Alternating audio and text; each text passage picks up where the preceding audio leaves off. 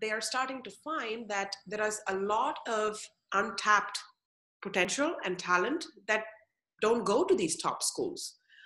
There's no correlation between how innovative or creative you are and how much money you have, or which social strata you come from, right? So I think companies have recognized that and have now trying to explore non-traditional pathways for their recruiting.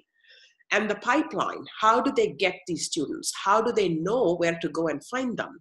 While Man and I were talking earlier today, and we said one of the challenges is for a big corporation is just knowing, how am I going to do this, right? They have a HR team, which is, 100 people. So how am I going to do this, right? I need some kind of a system. I need a protocol. I need a framework.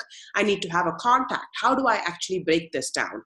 And I think one of the ways that these bigger corporations have tried to come up with a solution is by creating or reaching out to more community partners, like Education Unbound. So people that actually are at the grassroots level, who can actually point them to promising students.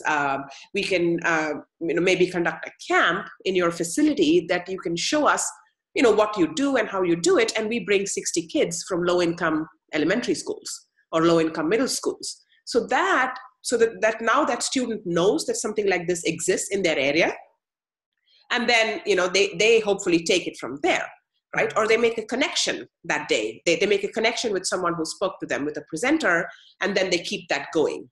So many times when students are given that opportunity, or when they're given that window opens, then that just creates an environment for continued communication, interest, and then that becomes the pipeline.